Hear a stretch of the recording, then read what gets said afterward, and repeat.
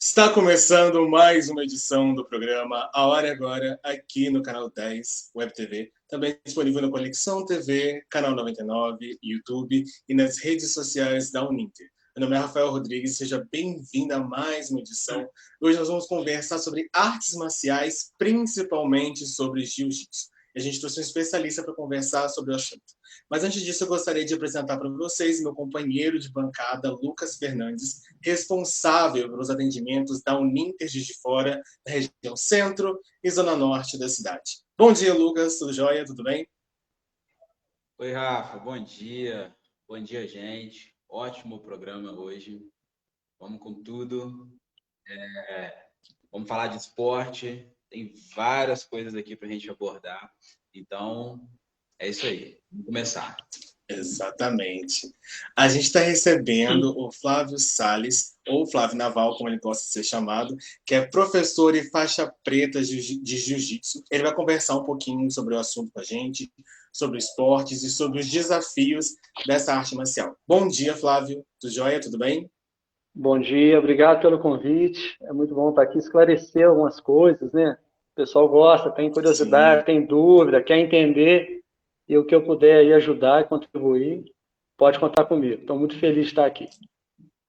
Com certeza. A gente que agradece a sua participação.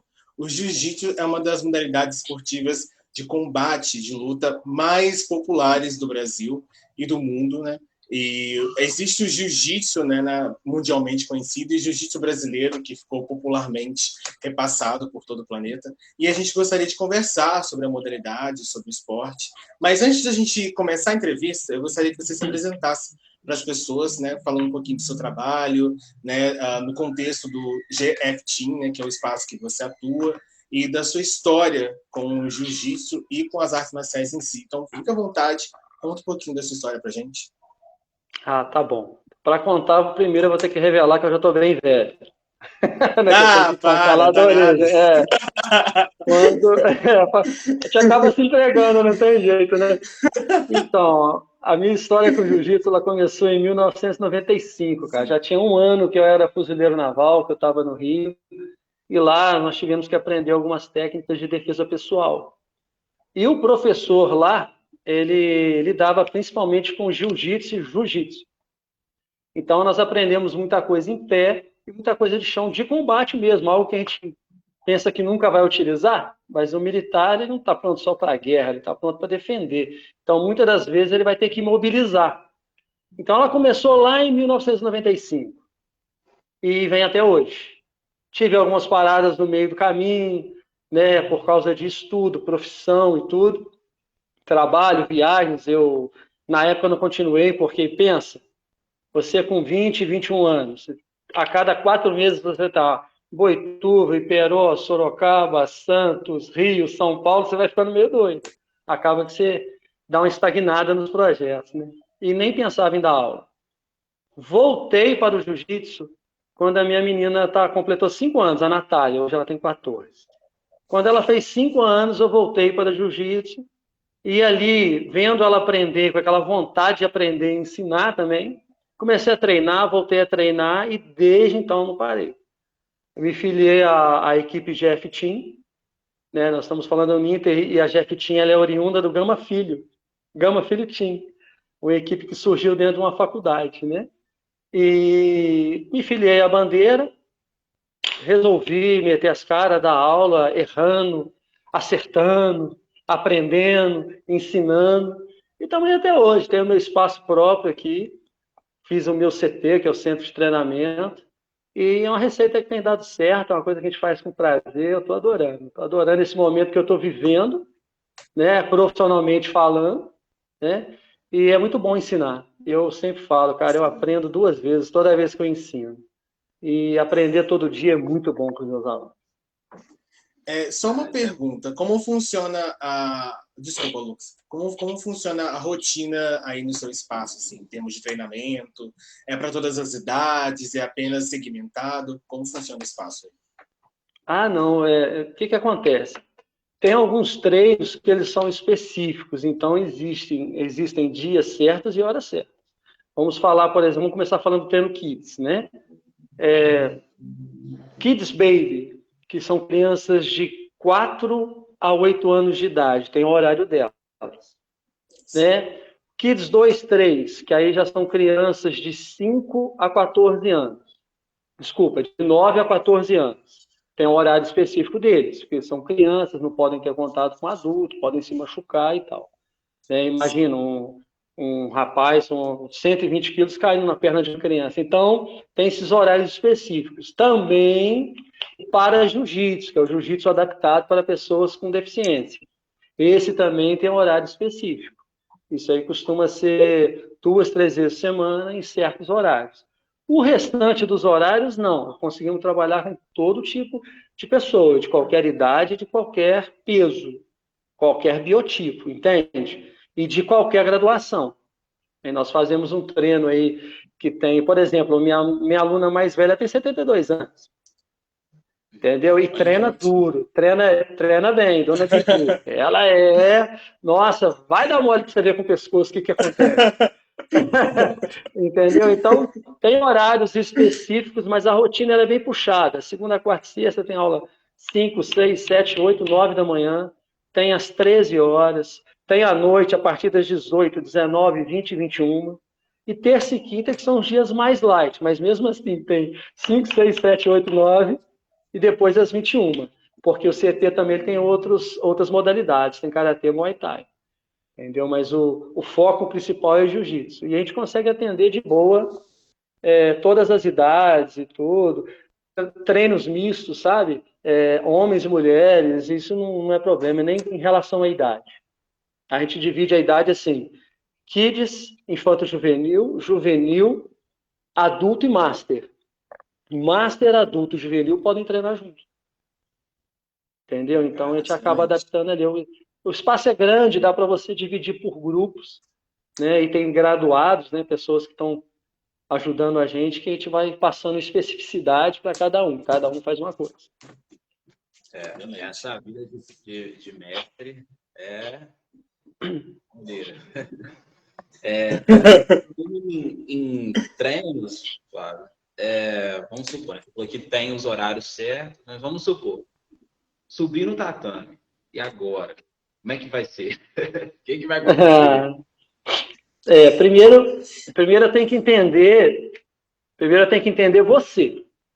Você chegou lá, eu primeiro vou bater um papo com você, que eu tenho que perceber o que você espera da arte marcial. Se aquilo ali é uma vontade de uma realização pessoal, de um sonho, se aquilo ali é um trauma, você passou por uma situação difícil, está procurando arte marcial, ou se aquilo ali é desejo de estilo de vida, você está procurando qualidade de vida. Primeiro eu tenho que entender o que você quer e te explicar, te contar a primeira história do jiu-jitsu, a história da minha equipe, a minha história, para você saber com quem você está lidando, para você saber o que você está fazendo e de onde veio. Fica tudo mais fácil. Entende? O porquê que chama-se arte suave, o porquê que o jiu-jitsu é feito no chão, o porquê que tem um mais leve, um mais pesado treinando junto. E eu preciso entender isso de você. Primeiro, o que você está procurando.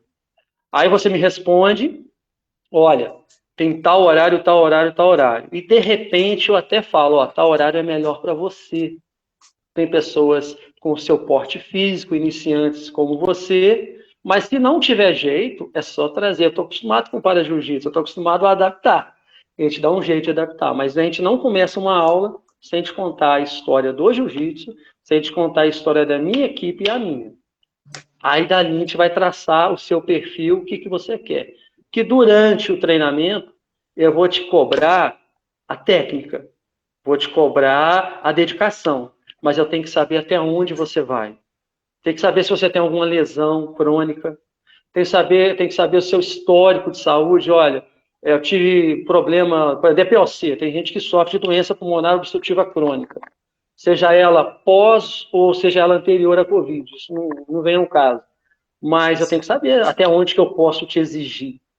Então é importante você me conhecer e é importante eu te conhecer também. Porque eu não posso te cobrar determinadas coisas com aquela intensidade se você está ali para melhorar o seu ritmo, a sua qualidade de vida. Ah, não, mas eu quero ser atleta. Pois bem, mudou. eu vou ter que te cobrar um pouquinho mais. Então, o primeiro passo é esse. Quando você entra, você tem que ser bem recebido, você tem que contar para mim a tua origem, quem você é, o porquê que você está ali, eu tenho que te contar o que eu posso te oferecer. Esse é o primeiro passo. E já aconteceu, Flávio, de você receber algum aluno e ele não saber o objetivo dele? Eu só quero praticar. Mas eu não, assim, tô na dúvida, não sei o que eu quero, se eu quero competir, se é. Não sei.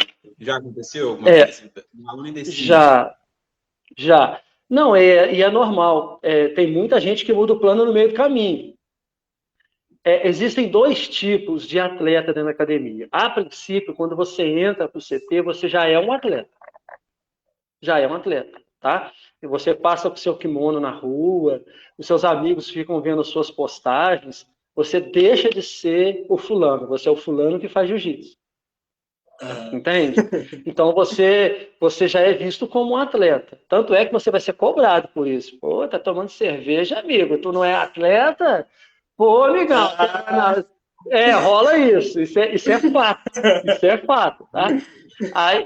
Então, a primeira coisa que a gente tem que entender é qual atleta que você é. Você é um atleta entusiasta ou um atleta competidor? Pode ser que você comece como um atleta entusiasta. O atleta entusiasta é aquele que gosta da arte, que faz por prazer e por qualidade de vida. Mas tem um atleta competidor, que ele pode chegar lá com essa intenção, ou pode ser que esse entusiasta decida ser um competidor no meio do processo. Os dois fazem o mesmo treino, A única diferença é a intensidade. Eu não posso oferecer para um atleta mais do que ofereço para o outro. Isso é errado. Isso eu aprendi ao longo dos anos e fazendo alguns cursos. O atleta entusiasta, ele é tão ou mais importante que o atleta competidor. O atleta competidor, ele eleva o nome da sua academia, mas principalmente o nome dele.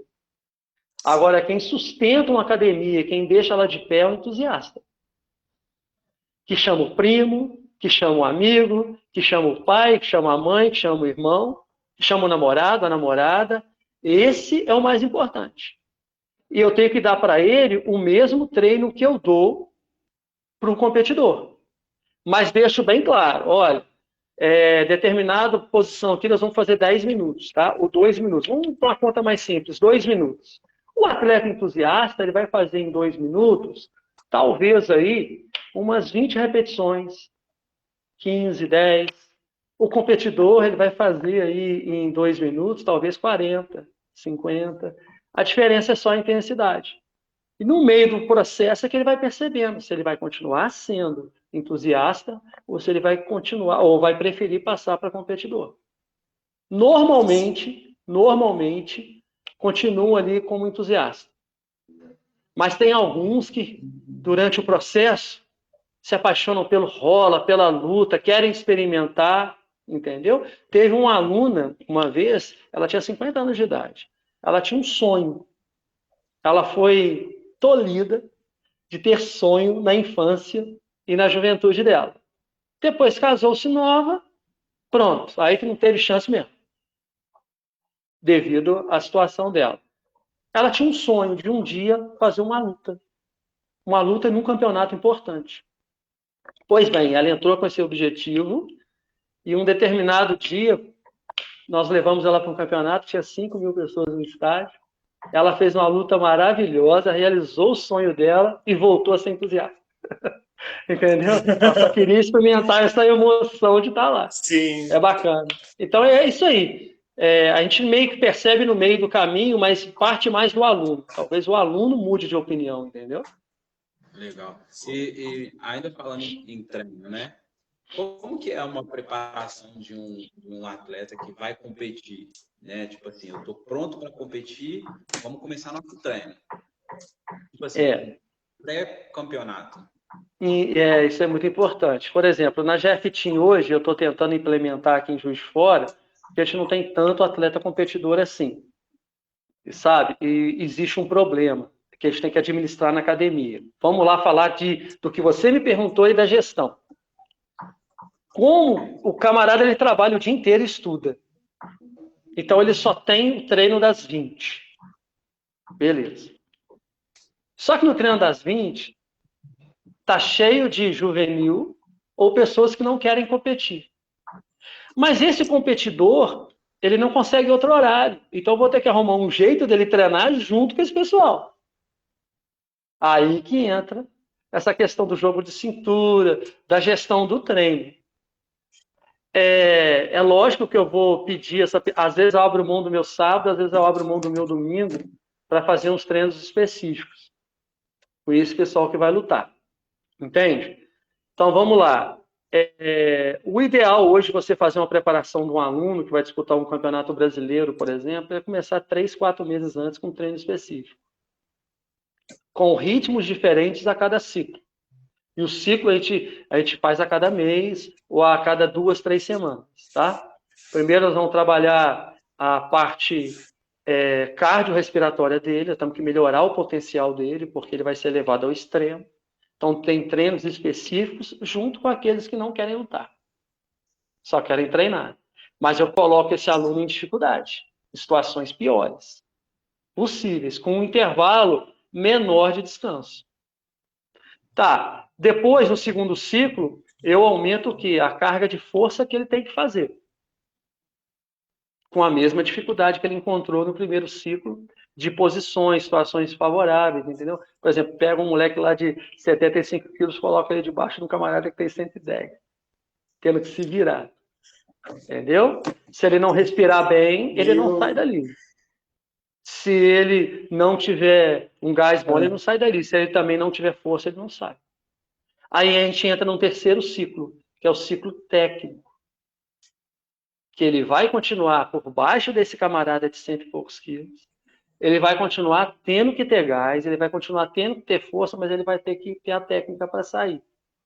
Sendo que esse ciclo ele vai variando de muito intenso para extremamente intenso. E no final, mais relaxado, para evitar a lesão, para recuperar o estresse muscular, para recuperar todo o estresse mental do cara. Para ele chegar na luta sabendo o que ele vai fazer, mas em condições, chegar bem, chegar saudável. Porque eu errava, já errei muito, forçando até as vésperas do campeonato. Então o aluno chegava estressado fisicamente e mentalmente. Isso deu muito errado. Depois que eu fiz um último curso de atletas de alto rendimento, eu percebi que eu fazia um pouco errado. Querendo fazer o certo, eu estava trabalhando de maneira errada. Eu extraía muita coisa desse aluno, desse competidor, mas eu não estava extraindo o total que ele podia me dar.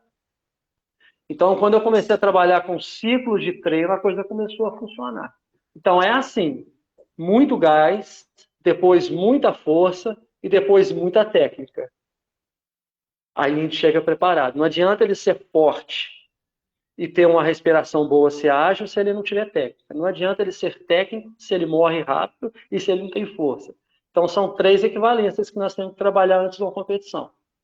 Tá? O camarada tem que ter gás e ser rápido, tem que ser forte, tem que ser ágil e tem que ser técnico. Pronto. Com esses 3 aqui, a gente chega em condições. Ah, legal. Não, peraí, só um minutinho. Como que o cara de 75 quilos consegue desvencilhar de um cara de 110 quilos? Eu gosto de explicar isso. Aí é que tá a magia Aí que tá a magia do BJJ, que é o Brazilian Jiu-Jitsu. Quando o Jiu-Jitsu chegou no Brasil, ele veio através do Conde Coma, né? Ele foi lá morar, se não me engano, Belém do Pará. E na época foi 1914. Então, na época, ainda tinha muito título, né, de autoridades, de pessoas importantes, influentes, que vinham de outro país para cá, era conde, esse tipo de coisa. Não lá no Brasil Império.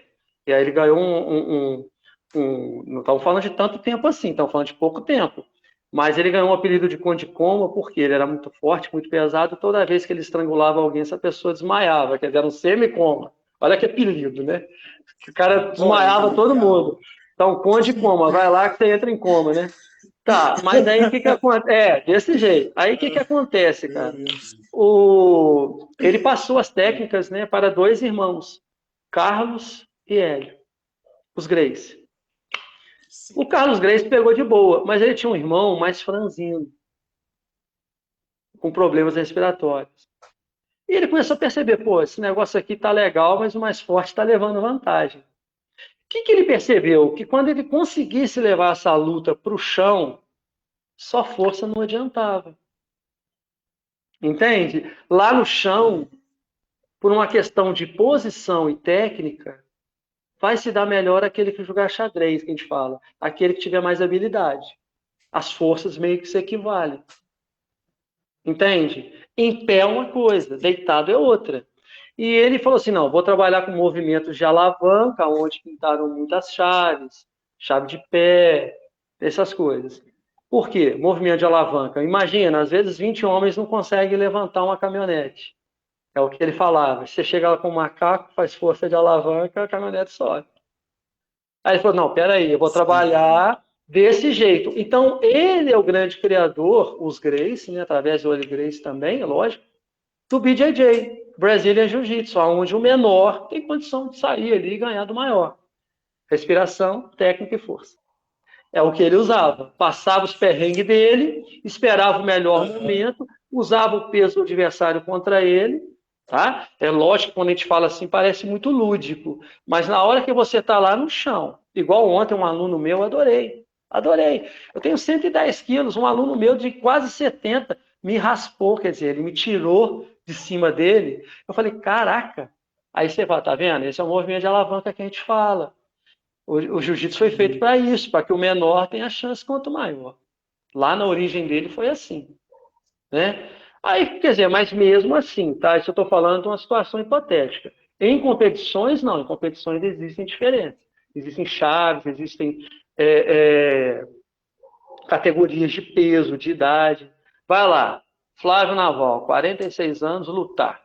Eu vou pegar um camarada da minha faixa etária, do meu peso e com a mesma graduação. Ficou mais justo. Sim. Entende? Antigamente não, antigamente era, você luta, vem cá, luta contra esse. Mas esse cara vai passar por isso no treino. No treino. Entendeu? No treino. Porque eu penso assim, se eu conseguir fazer com que ele saia dali e saia em condições de ganhar uma luta de um cara de 110 ou 115, eu também quero acreditar que quando for um cara de 70, ele vai sair mais fácil ainda. É essa aí. Entendeu? Primeira coisa, ele está lá embaixo sendo amassado. Se ele não tiver um cardio muito bom, se ele não respirar legal, você esquece. Ele tem que estar respirando bem. Ele tem que ter uma certa força para poder achar uma posição confortável.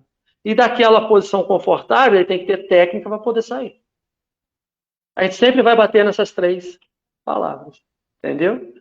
Com certeza. Respiração, que é a capacidade cardio, força e técnica. Então tem jeito de sair sim. Qualquer dia você vem que eu te mostro. Tem jeito. Meu Deus, com certeza vou passar aí para aprender. Vamos mudar o foco um pouquinho da discussão. Você estava falando que antes da pessoa iniciar o primeiro dia dela no tatame, né, você tem uma conversa sobre o objetivo dela, né, por que ela está aqui, qual a motivação, né, o que a levou a participar do jiu-jitsu. E eu queria aprofundar essa discussão com você, porque, com certeza, a gente não aprende só as técnicas, né? Só a parte corporal no jiu-jitsu, como a parte intelectual e teórica da modalidade. Né? Para você, enquanto professor, como que um cidadão que tem essa frequência com o jiu-jitsu, essa participação, essa colaboração, pode reverter para a sociedade? Né? Como o jiu-jitsu também pode ensinar uma pessoa a ser um ótimo cidadão, né? Para a cidade, né? Para sua família, para a sua comunidade, para as pessoas que convivem com ela no dia a dia. Entendo. Essa é uma parte que ela funciona mais com as crianças, tá? Mas algumas pessoas, depois de... Todo mundo já escutou isso na vida. Pô, não adianta falar com fulano, não melhorou até hoje, não melhora mais não vai mudar o jeito. Você já escutou isso, né? Sim. Mas o que acontece com o jiu-jitsu em relação à criança? Não, a criança, a gente tem esses temas que a gente vai trabalhando a disciplina, que a gente vai trabalhando a orientação, que é aquela parada ali, que eu falo meio parada, essas coisas, tá? Aquela parada que ele está enfrentando ali é uma situação de defesa, não é de ataque, que vai usar somente se necessário, que existem técnicas para evitar uma briga, esse tipo de coisa. E você vai transformando o quê? Um camarada melhor para a sociedade. Não é um camarada que, uma vez provocado, ele vai querer brigar. Não, não é assim. Entendeu? Provavelmente ele vai saber evitar. Tá? E para o adulto, tá? O adulto, nós já erramos muito na vida, ninguém está livre de erro, tá? Todo mundo erra, eu erro, você erra, toda que nós erramos, tá? De uma forma geral. Nós temos que pensar na gravidade dos erros. Porque, olha só, se eu escolhi estar numa equipe de jiu-jitsu, se eu procurei um esporte onde eu vou cuidar do meu físico, provavelmente eu vou estar cercado de pessoas que estão com o mesmo objetivo. E que, no fundo, é um objetivo bom e de ideias sadias. Você tende, quando você frequenta, vamos lá, eu gosto de rock, meu lance é rock. Eu vou pro meu rock. Entende? Eu vou para a galera que me abraça. Entende? O camarada, ele está dentro da academia, ele está procurando o melhor para a vida dele. Consequentemente, pessoas melhores para a vida dele também, para o seu ciclo. Não adianta. Não adianta. Você acaba, de uma maneira, no adulto, fazendo com que ele procure lugares melhores, com que ele procure ciclos de amizades melhores e que ele procure melhorar a saúde. Isso não quer dizer que a gente não vai errar. Eu não gosto muito de julgar, porque eu também erro. Tá? Em algum momento na minha vida, eu tomo decisões erradas. Isso toda semana acontece com pequenas coisas e de vez em quando, dentro de um ambiente familiar ou de amizade, acaba acontecendo uma proporção maior. Mas faz com que esses erros diminuam. Entendeu? Que a resposta que você dá para a sociedade seja uma resposta melhor. As pessoas, falei lá no início, tá com o kimoninho debaixo do braço? Beleza, vão te olhar diferente. Você vai ser cobrado por isso. Entendeu? Vai ser bem cobrado por isso. E você mesmo vai procurando agir de acordo com o olhar da pessoa. Ela não está te cobrando. Primeiro ela te cobra no tom provocativo. E depois, poxa, você tem certeza que é isso que você quer? Porque você está falando que faz uma coisa, que prega algo nessa direção, e você está indo para outra. Então, a gente acaba devolvendo para a sociedade não um sujeito perfeito, um sujeito que erra menos. Porque as escolhas ficam melhores. O seu ciclo de amizade ele fica mais sadio. Eu não estou aqui julgando o ciclo de amizade que a pessoa tinha. E que nem falando que ela é ruim. Eu só estou falando que ela vai procurar com o mesmo objetivo dela. Cuidar do corpo e da mente. E isso no adulto, a gente faz com que erre menos. Que nós vamos continuar errando. Nós temos nosso histórico de vida. Certo? Nós temos primeiro, né, o nosso genotipo, não é isso? A mistura do pai e da mãe. Opa, me formaram, mas eu tenho um fenotipo. Tudo aquilo que eu passei na vida me torna quem eu sou hoje. Se eu levei uma vida mais dura, eu estou mais preparado para algumas situações. Se eu levei uma vida mais protegida, talvez eu não esteja tão preparado assim para as mesmas situações. Então, a gente cai meio que no fenotipo. Eu trago tudo aquilo que eu vivi até então e, de repente, eu melhoro o meu comportamento daí para frente. Na criança é diferente. Na criança, a gente começa a preparar a criança antes dela começar a viver essas experiências, que irão transformá-la no sujeito no futuro. Então, essa é a diferença da criança. Na criança, a gente vai trabalhando o caráter. No adulto, a gente trabalha o comportamento. Entendeu? Qual é a diferença de um para o outro? Quando eu estou falando aqui com uma criança, eu tenho que trabalhar o caráter dela. Eu vou ensinar um golpe de estrangulamento para uma criança que pode matar alguém na rua por estar brigando, sim, que pode levar para a sociedade dando uma de machão, dando uma de eu sou tal e quebrar tudo porque se acha. Né? Mas, ao mesmo tempo, eu posso trabalhar o caráter dela para que ela só use se necessário e que tenha sempre bons conselhos para dar. Ô, amigo, não faz isso não. A gente costuma falar assim, na primeira aula eu rebato muito assim. Fala, camarada, vamos lá, você. Tá, Rafa, eu tô aqui na tua frente, tô querendo brigar com você. O que você faz? Eu vou te dar um soco. Você fala assim, eu vou fazer assim, ó.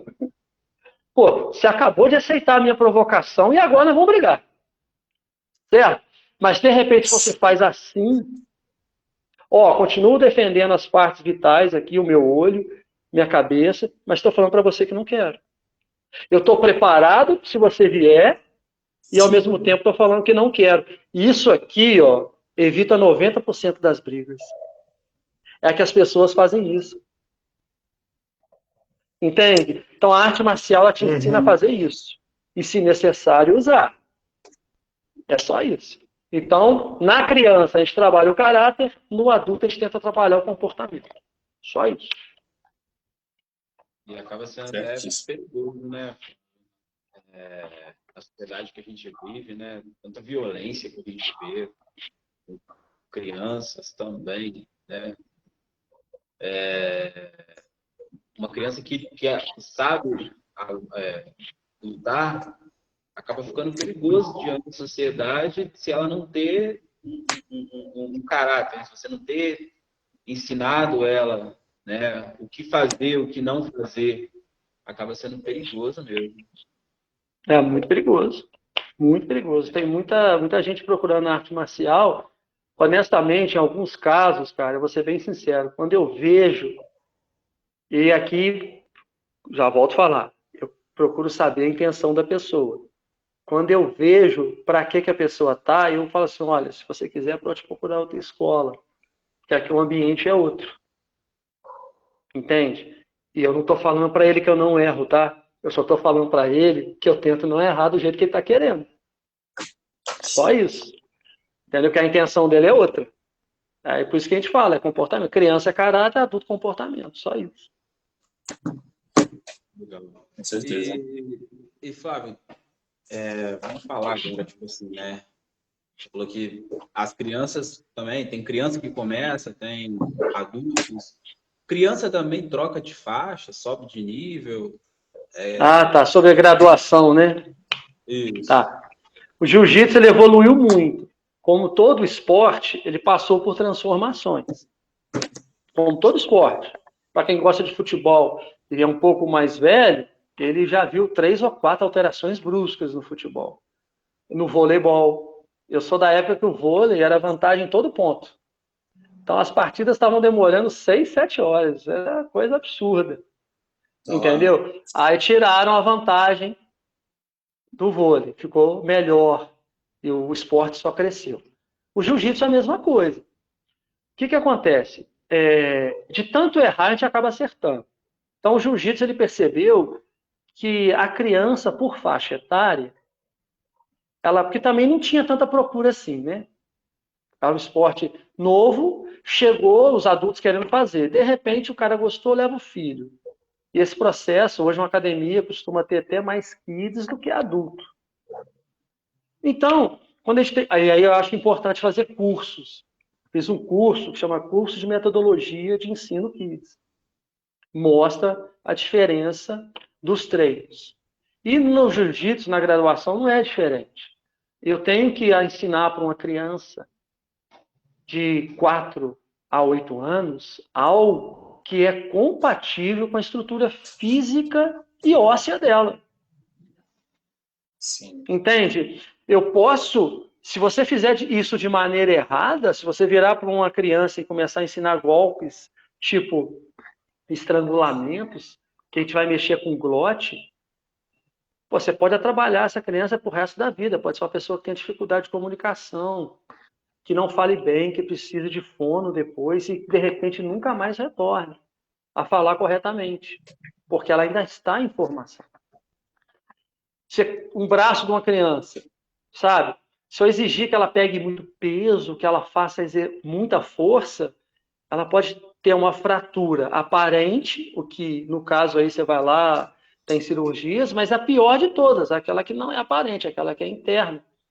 Quem lida com educação física sabe, da física, né? A física, ela fica entre os nossos ossos, né? E uma vez rompida A pessoa fala assim, ela tem uma perna mais curta que a outra. Não, provavelmente ela pulou muito errado, fez muita bagunça, ou deram um treino errado para ela, e ela teve uma fratura de físio, e ela não aparece, então a criança fica com a perna maior que a outra. Então o jiu-jitsu evoluiu também nesse sentido. Eu graduar uma criança a uma determinada faixa compatível com os golpes que ela pode fazer. Parece simples, mas eu tenho que explicar desse jeito. Mas meu filho, ele já sabe dar um triângulo, que é uma beleza. Mas na idade dele não pode. Se derem nele, ele pode ter um problema cervical, ele pode ficar aleijado. É muito bonitinho quando ele está fazendo, e quando ele está tomando. Então, existe essa graduação por idade e por faixa. Ela, assim como o adulto, começa na branca. Só que o adulto, depois que ele deixa a faixa branca, ele vai direto para azul. Para a faixa azul. Porque é branca, azul, roxa, marrom e preta. Só que a criança, até chegar a uma conclusão, ele só pode pegar hoje a azul, no mínimo 16 anos de idade. Porque ali ele pode tomar os golpes permitidos para a faixa. Até chegar lá, a criança ela já passa por outro processo. Ela pega a branca, vai para a cinza. Certo?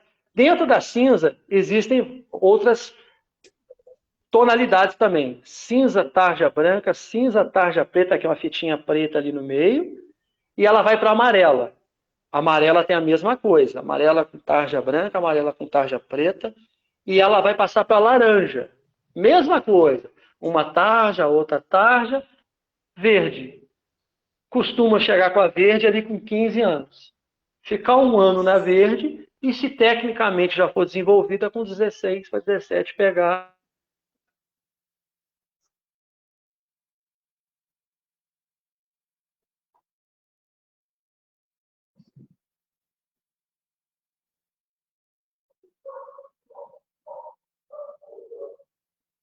Oi.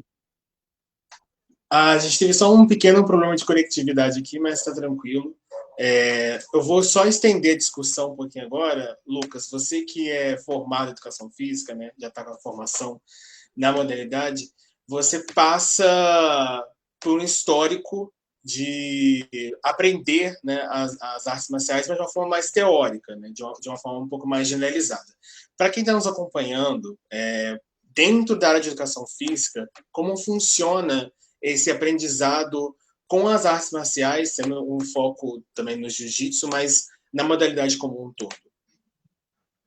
Sim, então, Rafa, o aluno que estuda a educação física, ele aprende uma parte teórica, muito assim, pincelada, né? Porque ele vai receber uma disciplina que é chamada de lutas, então vai ser no geral.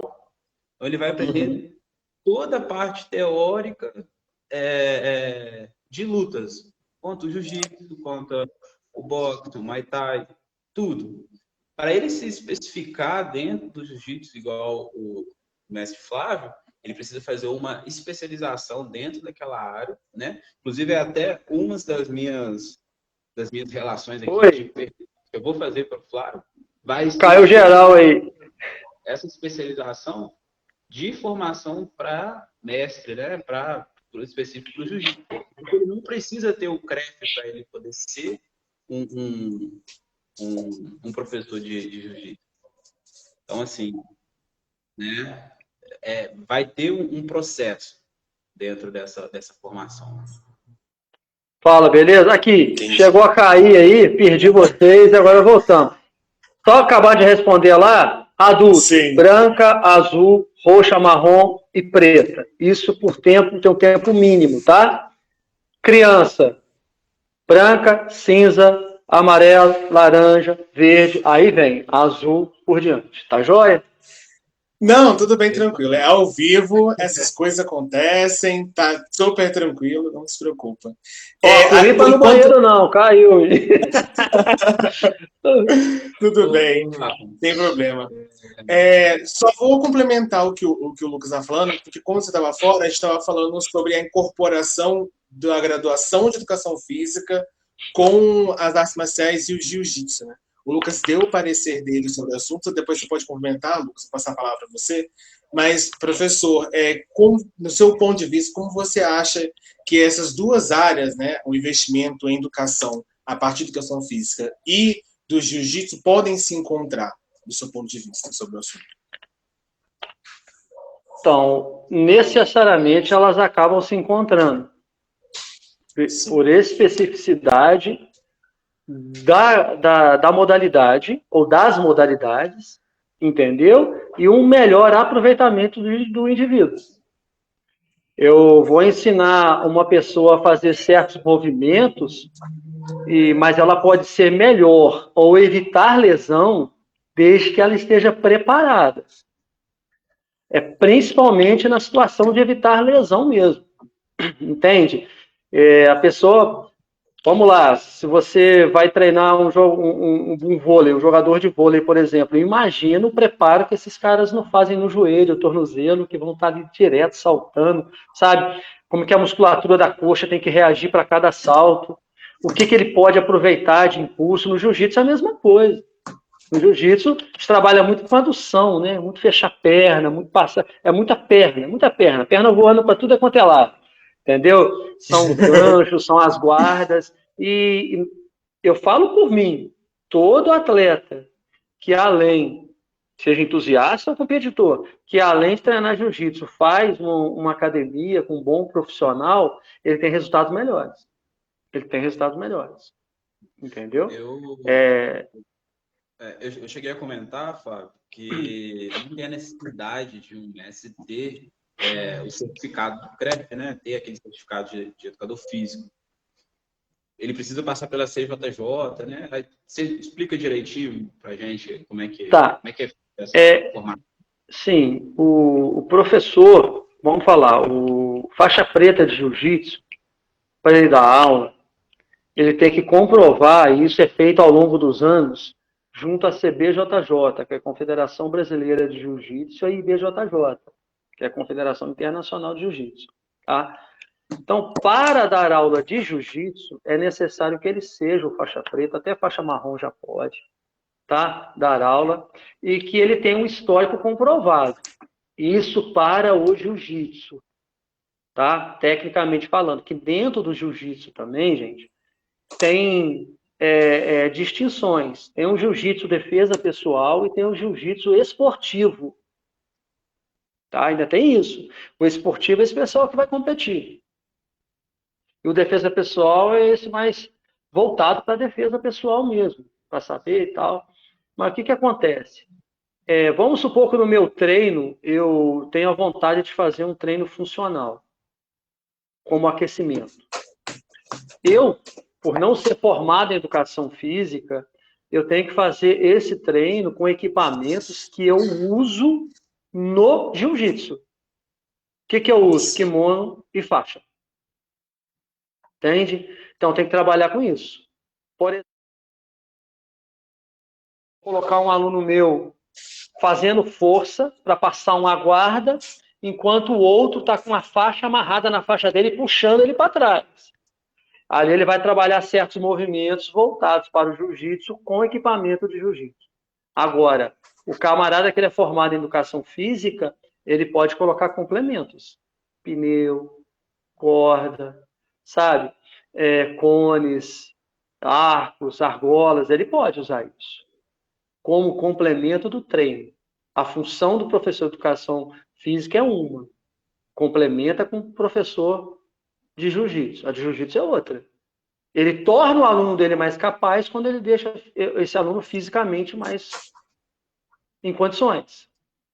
Tá, sou professor de educação física. Beleza, vou lá dar o quê? Funcional e depois o jiu-jitsu.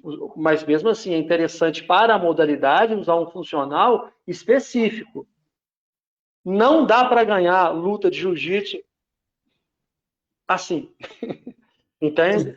Supinando. Eu vou ganhar luta de jiu-jitsu fazendo pegada, trabalho mais as mãos, flexibilidade, força, esse tipo de situação eu trabalho. Força é interessante ter. Mas aí para movimentos específicos do jiu-jitsu. Isso aí um professor de educação física, um profissional da área da educação física, ele ajuda muito, porque ele expande o universo. Não, peraí, tal movimento, eu preciso de fazer mais isometria, eu vou ter que trabalhar o quê? A lombar desse aluno. Que pode ser que ele consiga fazer, mas daqui a um tempo ele está sentindo dor de coluna no quadril. Então ele vai fazer um reforço muscular. Então essa é a diferença. É interessante, eu estou pensando em fazer, estou pensando em fazer. Por enquanto a gente é assistido. Tem aluno aqui, igual eu te falei já, que é da educação física, me ajuda muito. E eu posso fazer da presença dela. Mas o interessante é usar o quê? A especificidade. Então, o professor de educação física, ele não precisa, o professor de jiu-jitsu, ele não precisa ser formado em educação física. Seria melhor para o aluno dele. Estou falando de qualidade de aula. Não, mas para a arte marcial não faz sentido. Não faz sentido. Para aprender a arte marcial. Agora, se ele é formado, a qualidade da aula aumenta. Eu vou falar, isso aumenta. Ele tem mais para oferecer. Ele sabe como evitar lesões dos alunos, por exemplo. Então, essa é a diferença aí. Sim. A gente já está se encaminhando para o fim da entrevista, né, para o final da live. Eu gostaria só que o professor esclarecesse para os alunos e para quem está interessado e para quem está nos acompanhando sobre o seu espaço, onde fica, como funcionam as suas aulas, como a gente pode te encontrar, caso alguém tenha alguma dúvida posterior ao programa. Então, fica à vontade, né? Pode deixar suas considerações finais com a gente. Eu agradeço. Agradeço o espaço e a oportunidade, tá? Não por isso, já seria um prazer mesmo se não tivesse a oportunidade de falar onde fica. Mas falando, sim, já peço, chama de novo que eu volto, tá? Vamos lá. Então, o meu CT hoje, o nosso CT, ele fica na rua Luiz Rocha, 671, no bairro Eldorado. A rua Luiz Rocha é a principal do bairro. Ponto de referência. Estou falando que a gente faz uma coisa e dá exemplo de outra. Perto do Bar do Dias é a Adega da Mina. Você sobe a Luiz Rocha na rotatória, do lado da Igreja Metodista, você está na principal do Eldorado. Tá? Aqui, eu estou aqui o dia inteiro. Às vezes, eu tenho aula de personal, que a pessoa quer fazer uma aula particular, que hoje o bonitinho, eu estou aprendendo a falar, é o private class, né? Então, aula particular para quem tem problema de constrangimento e dificuldade de sociabilização. A porta pode estar fechada, mas não quer dizer que não está funcionando. Eu estou lá dentro. Entendeu? É só tocar o interfone, tem os horários de turma, a porta fica aberta. Tem uns horários de aula particular que eu fecho a porta. Entendeu? Então, eu agradeço o espaço, oriento para quem quiser fazer o jiu-jitsu e que não dê para fazer conosco, procure uma equipe perto da sua casa, do seu trabalho, para fazer, que deem a oportunidade desse professor que você encontrar lá, te falar um pouco do jiu-jitsu, te mostrar um pouco da arte suave, é muito interessante. A gente sente nas pessoas, no início, quem nunca ouviu isso, essa expressão, que me fale agora. Como é que é? Não, que é aquela agarração lá. E não é bem assim, cara, não é bem assim. É um jogo de xadrez. O próprio nome jiu-jitsu fala, sabe? Arte suave, né? O Gil, ele quer dizer flexibilidade, quer dizer... posso dizer, a palavra que lembre suavidade, né? E o jitsu, técnica. Então é a arte suave. Você vai aprender ali que em uma situação difícil você pode sair sem precisar dispor muito. E vai aprender, vai fazer novas amizades, vai criar um novo ciclo e vai ter bons hábitos. Eu indico a qualquer pessoa fazer o jiu-jitsu primeiro como uma terapia, sabe? É um anti-estresse, combate a ansiedade com a beleza que você ali tem, aquela que a gente chama de resenha, né? Antes e depois dos treinos, né? Aquela resenha gostosa. Você viu, hoje eu te peguei, que peguei lá, que pegou nada, rapaz, eu que deixei. Aquela coisa gostosa da amizade.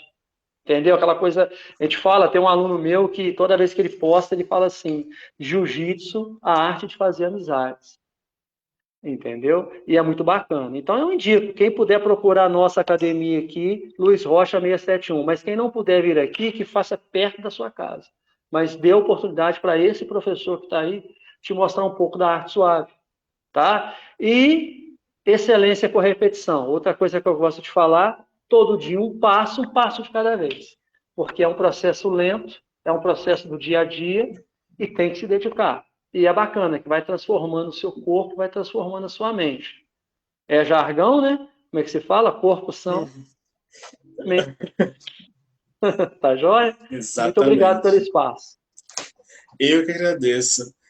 A gente que fica feliz com a sua participação aqui. Eu vou passar a palavra para o Lucas agora para ele fazer as considerações finais e aí a gente encerra o programa. Então, Lucas, é com você. Rafa, eu acho que é o que o Fábio disse, né? Não só o jiu-jitsu, quanto o esporte em si, ele é a arte da amizade, né? Isso é muito bacana. Eu prezo muito por isso também. E essa troca de conhecimento também é fantástica, né? Você passar a sua visão, né? A forma de ensinar, né? O mestre de jiu-jitsu, ele não é um educador físico em formação, né? Se a gente for olhar assim, acadêmica, mas de conhecimento, ele é rico em conhecimento, né? Por isso que tem então a especialização para ele se formar um mestre. E é isso. Foi muito bom, Com certeza. né? Essa troca de conhecimento e estamos muito felizes mesmo pela presença do Flávio. E é isso aí. Obrigado. A gente que agradece. Aqui a gente se despede do nosso programa, né? Gostaria de agradecer novamente a presença do professor Flávio Naval pela participação. Lembrando que se você tiver alguma dúvida, né, precisar de alguma orientação ou mesmo conversar particularmente com o professor, eu vou deixar as redes sociais dele disponíveis no chat da live. Caso tenha alguma pergunta também a gente não respondeu, não solucionou, a gente encaminha para o professor também para poder entrar em contato com você para solucionar a dúvida ou mesmo combinar uma conversa no espaço que ele atua, lá no bairro Dourado. E a gente se despede desse programa. Muito obrigada pela participação de todos, Canal 10, o Ninter, professor Flávio, Lucas, e a gente se vê na próxima semana com mais uma edição do Hora Agora. Muito obrigado a todos. Rapidinho, eu tenho 30 segundos para dizer por que você tem que ser aluno Ninter. A começar pelo curso de inglês, que é gratuito durante todo o período do curso, material didático de graça, o melhor atendimento do Brasil, segundo o troféu Reclame Aqui na categoria de educação, mais de 90 cursos para você escolher e nota máxima pelo MEC. E ainda deu tempo de dizer, venha para o Ninter, a sua faculdade. Nada como saber que o nosso veículo está protegido e o investimento garantido.